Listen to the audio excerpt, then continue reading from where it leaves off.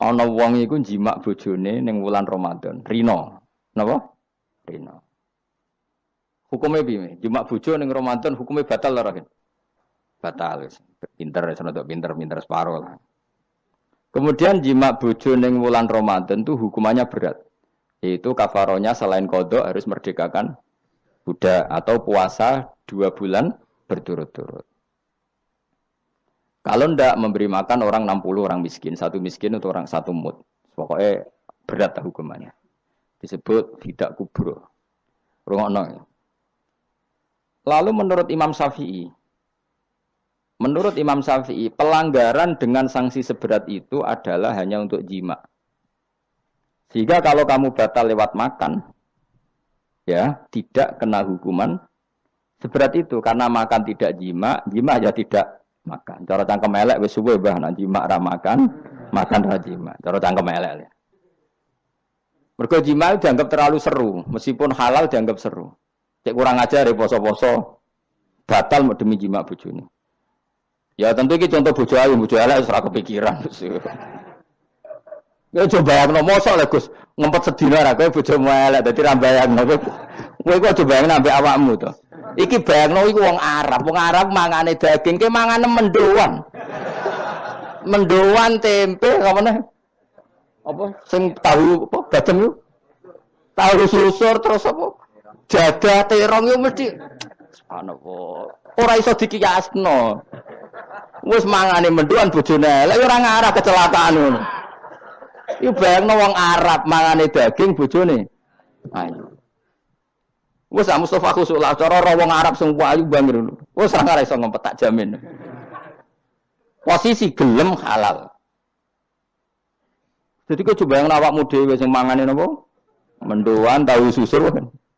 Jadah. Iku ora sereten nek sak apik. Kula pertama mangan jadah iku kaget. Kula niku kan rada kiai lho. Rada kiai iku nak mangan niku golek sing gampang. Bar jadah tak pangan kelet kabeh bingung. Suwe-suwe ning Jogja kulino. Aku dhisik ora kulino mangan yang seperti itu. Suwe-suwe saiki kulino. Alhamdulillah ora tau keleleden. Pertama keleleden. Aneh cara daerah kula kan apa? Aneh. Pomene jenenge jadah kok elek temen. Kira apa maknane jadah? Jenenge tok sing elek, rasane enak. Maksudnya jadah ketan sing enak ora mbok terusno. Terus musa zaman hoax ini bahaya nek gak diterangno detail.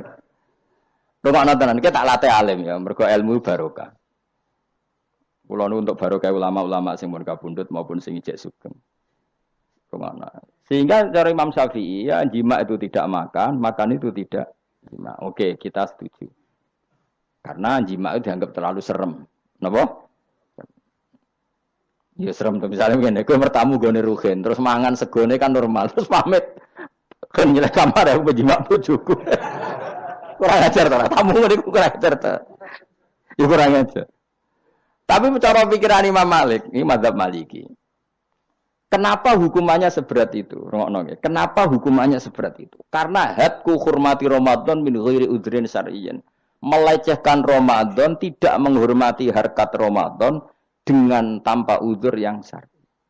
Sehingga kalau kamu makan mie atau makan sate atau makan jadah tanpa udzur syar'i, tanpa sakit, maka hukumannya sama. Karena dianggap melecehkan Ramadan tanpa udzur syar'i.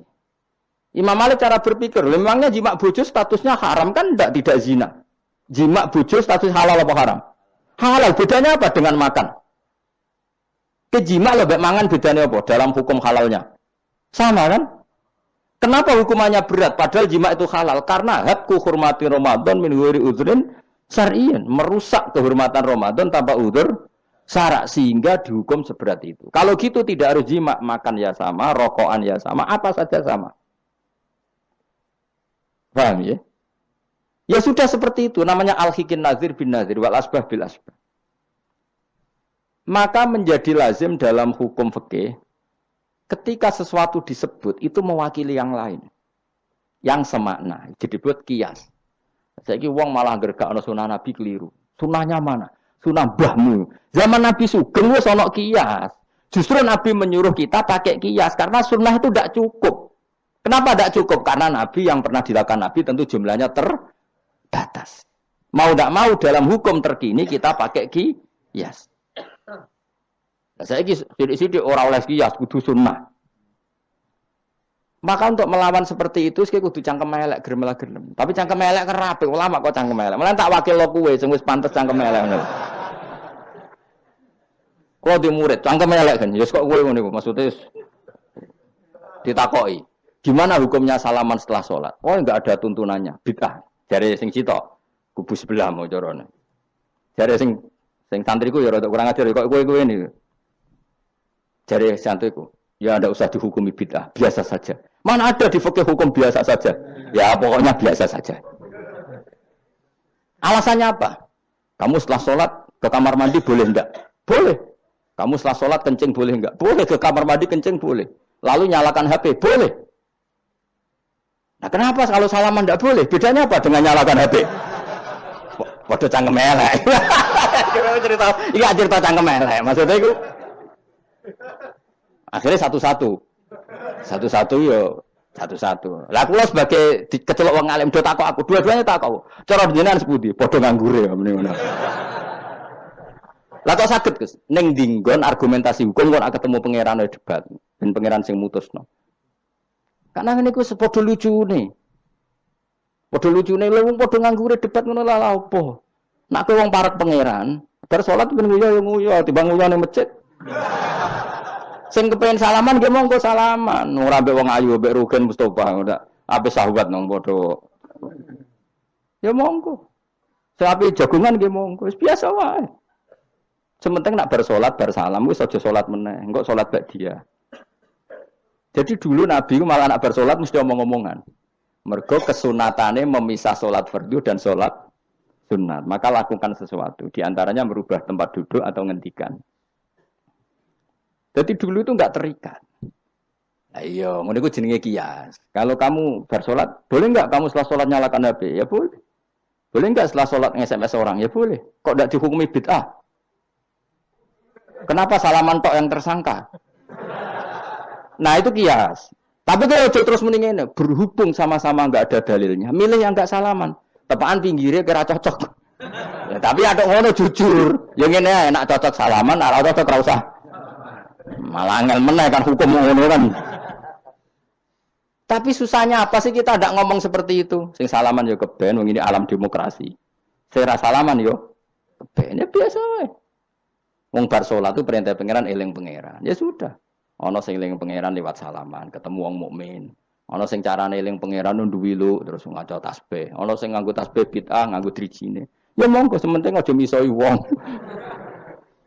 Susah ya apa sih? Waras sidik maksudnya ilmiah sidik. Nah sekarang saya tak bedai, kayak saya ini mazhab Maliki apa Hambali, apa Syafi'i, mau lah bedean mau. Maka terus diputuskan kalau enggak ada sunnah Rasul maka al-hikin nazir bin nazir, hukum sing mirip-mirip. Sekarang begini misalnya contohnya, saya berkali-kali cerita, ini anekdot tapi nyata.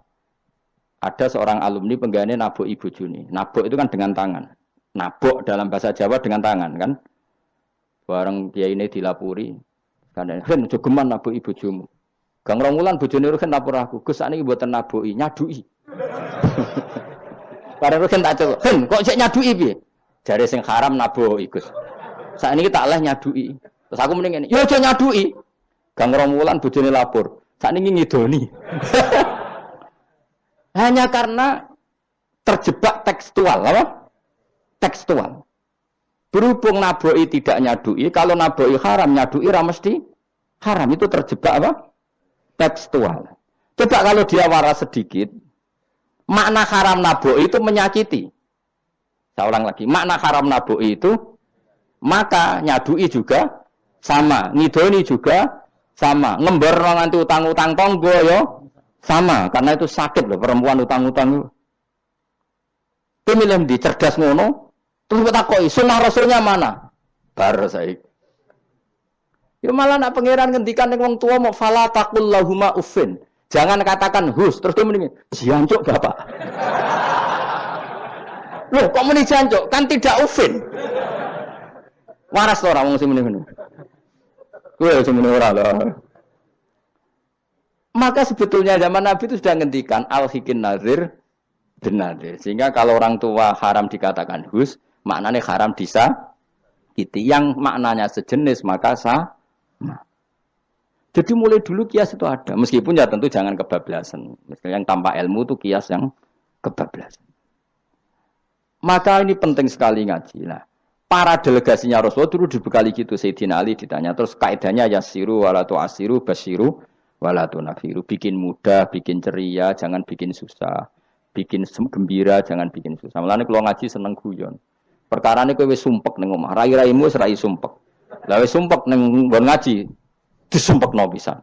Kan sumpek double. Stres malah ngel-ngel wong. Jadi tidak guyon nae ben rileks, lali utang sejenak, no? Mergo nak dawuh Nabi jelas basiru beri berita gembira. Ya, soalnya teko ngaji ra paham lah swarga, wis pokoke kayak berita gembira. Mbok tenan apa ora sok mben kok. Cocokane sok mben. Ya agak-agak tenan aku ikhlas ya tenan.